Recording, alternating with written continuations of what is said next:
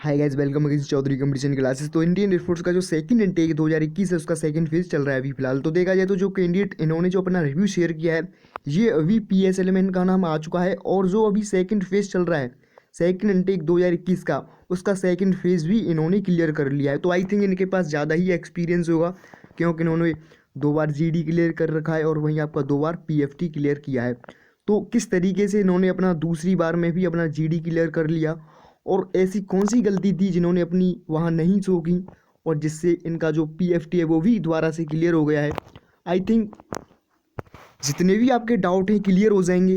तो आइए चलते हैं आपका अम्बाला सेंटर पर, फर्स्ट ASC अम्बाला पर का यह रिव्यू है। तो जो भी कोई कैंडिडेट क्या है कि अपना रिव्यू शेयर करना चाहता है, मैं डिस्क्रिप्शन में अपना व्हाट्सएप नंबर दे दूंगा, आप वहाँ से अपना रिव्यू शेयर कर सकते हो।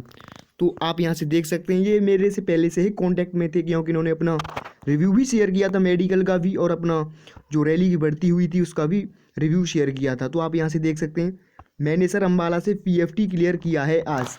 तो इन्होंने जो अम्बाला से PFT क्लियर किया था वो 16 जनवरी को किया था, लेकिन उस समय क्या था कि मेरे पास टाइम नहीं था, तो उस वजह से मैंने इनका रिव्यू शेयर नहीं किया था। लेकिन आज मैंने सोचा कि इनका रिव्यू क्यों ना शेयर कर दिया जाए आपके साथ, क्योंकि आपको इससे कुछ ना कुछ बेनिफिट अवश्य मिलेगा।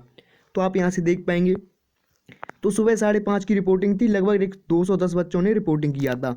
तो 210 कैंडिडेट ने वहाँ रिपोर्टिंग किया था 16 जनवरी को फर्स्ट ASC अम्बाला पर, जिसमें फिजिकल के फर्स्ट राउंड में लगभग 60 से 65 कैंडिडेट बाहर हो गए थे। तो जब फिजिकल हुआ था आपका, फिजिकल में आपको पता है कदम ताल लिया जाता है, स्क्वाट्स पुशअप और आपका सेटअप लिया जाता है, लेकिन उनको एक चांस और मिला और 30 से 35 कैंडिडेट ने PFT क्वालिफाई कर लिया।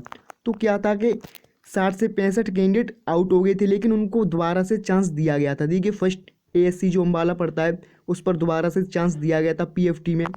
तो वहाँ पर क्या था कि लगभग 50% लोग फिर से अपना PFT क्लियर कर गए थे। आप यहाँ से इसको नोट कर सकते हैं। देखिए 30 से 35 कैंडिडेट ने क्वालिफाई कर लिया था। SRT के लिए टोटल 172 कैंडिडेट थे। तो कुल मिलाकर SRT के लिए जो कैंडिडेट बचे थे 172 कैंडिडेट बचे थे, 172 कैंडिडेट बचे थे जिनको भी SRT टेस्ट देना था, सिचुएशन रिएक्शन टेस्ट। इसमें आपको पता है 30 मिनट में 45 क्वेश्चन करने पड़ते हैं, और इसमें आपका साइको टेस्ट किया जाता है और 5 से 6 क्वेश्चन आपके रीजनिंग के भी होते हैं, जिसमें कि सभी क्वेश्चन करना आपका देखा जाए तो कहीं ना कहीं मैंडेटरी ही होता है। SRT में कोई भी बाहर नहीं हुआ। तो देखिए सबसे पॉजिटिव बात यही रही फर्स्ट ASC अम्बाला पर 16 जनवरी को कि SRT में किसी भी कैंडिडेट को बाहर नहीं किया गया था, सभी ने क्लियर कर लिया था। तो SRT टेस्ट को सभी कैंडिडेट ने क्या था, क्लियर कर लिया था। तो कहीं ना कहीं इनकी ये प्रैक्टिस ही है जिससे कि ये अपना SRT टेस्ट है वह क्लियर कर गए थे। जैसा कि आपको पता है जब SRT टेस्ट लाया गया था इंडियन एयरफोर्स की परीक्षा में, जब सेकंड फेज था, तो कहीं ना कहीं जब शुरू किया गया था बहुत सारे कैंडिडेट क्या था कि आउट हो जाते थे। अब क्या है कि कैंडिडेट कहीं ना कहीं इसकी प्रैक्टिस कर कर जाते हैं, इसकी तैयारी कर कर जाते हैं। तो इसका एक यही बेनिफिट है कि आपका देखा आप इसका रिजल्ट भी देख सकते हैं, कैंडिडेट बहुत ही कम मात्रा में SRT में अब आउट होते हैं। कभी कभी तो किसी ASC पर किसी किसी दिन तो कोई भी कैंडिडेट बाहर नहीं किया जाता है। तो उसके बाद इनका GD प्रारंभ हुआ, और GD में क्या था आप यहाँ से इसको देख सकते हैं, इनके ग्रुप बना दिए गए थे। 15-15 के 9 ग्रुप बना दिए गए थे, 12-12 कैंडिडेट के 2 ग्रुप बना दिए गए थे, और 13 कैंडिडेट एक ग्रुप में अलग से रखे गए थे। जो इन्होंने अपना रिव्यू शेयर किया था ये 9वें ग्रुप में थे, इनका जो ग्रुप था 9वां ग्रुप था। GD टॉपिक था इनका एल्कोहल, आप यहाँ से इसको भी देख सकते हैं। टॉपिक है एल्कोहल, इससे पहले 11 जनवरी को भी पूछा गया था। वहीं आपका मिलिट्री ट्रेनिंग देखिए कहीं ना कहीं बार बार पूछा जाता है इंडियन एयरफोर्स की परीक्षा में। ये आपका GD टॉपिक कहीं ना कहीं रिपीट ही GD टॉपिक पूछे गए थे। 3 ऑफिसर अलग अलग जगह GD ले रहे थे। तो क्या था कि आपका जो प्रोसेस है जल्दी हो जाए, उस वजह से क्या था कि 3 ऑफिसर उस दिन अलग अलग जगह GD आपका लिया जा रहा था। बट जो ASC के CO है उनका GD ज़्यादा टफ था। जो ASC थी फर्स्ट ASC अम्बाला, वहाँ के जो CO थे उनका जो उनके द्वारा जो GD लिया गया था वो थोड़ा उन दूसरे ऑफिसर की अपेक्षा थोड़ा टफ था, जो वहाँ अलग अलग कैंडिडेट का GD ले रहे थे। बाकी ने ज़्यादा जोर इंट्रो पर ही दिया। तो बाकी जो ऑफिसर थे 2 अलग से, उन्होंने क्या था कि उन्होंने ज़्यादा जो जोर दिया था वह इंट्रो पर ही दिया था। पर CO सर ने कहा सिर्फ नाम बताओ, इससे एक्स्ट्रा कुछ नहीं। तो जो CO था वहाँ का उसने बोला था, साफ साफ बता दिया था कि आपको वहाँ पर अपना नाम बताना है, केवल अपने से संबंधित ही कुछ बताना है अपने इंट्रो में, अपनी फैमिली के बारे में ज़्यादा कुछ वहाँ बताना नहीं है, बस टॉपिक पर डिस्कस करो। और आपको टॉपिक पर ही ज़्यादा डिस्कस करने को बोला गया था उस ASC के CO द्वारा। मेरा ग्रुप में 15 में से 4 बाहर हुए थे। तो इनका जो ग्रुप था, इनके ग्रुप में से क्या था कि 15 में से 4 कैंडिडेट बाहर हो गए थे, जबकि 11 ने क्वालिफाई कर लिया था और 122 कैंडिडेट को मेडिकल कार्ड मिला है। तो कुल मिलाकर फर्स्ट टीएससी पर 16 जनवरी को 122 ऐसे कैंडिडेट रहे थे जिनको मेडिकल कार्ड मिल चुका है, अर्थात ये अपना सेकंड फेज क्लियर कर चुके हैं। तो आप यहाँ से इसकी अब इनका आप अनुभव देखेंगे जिन्होंने अपना अनुभव किया है, क्योंकि फिलहाल कहीं ना कहीं देखा जाए तो 1 से 2 महीने के अंदर 2 बार जीडी देकर आए हैं और 2 बार आपका पीएफटी देकर आए हैं, तो 2 बार भी इन्होंने क्लियर किया है। तो अभी क्या है कि शॉर्ट लिस्ट भी किए गए हैं पीएसएल में। आई थिंक ये आने वाली एनरोलमेंट लिस्ट है 25 जनवरी को, आज 22 जनवरी है, तो आई थिंक आज आपके 2 दिन बीच में है, तो उसके बाद आपकी एनरोलमेंट लिस्ट आ जाएगी, तो कहीं ना कहीं उसमें इनका नाम भी मेन में आ जाएगा। तो यही आशा करती हूँ। तो आप यहाँ से इसको देख सकते हैं इनका अनुभव, और यहाँ से इन्होंने अपना अनुभव भी शेयर किया है।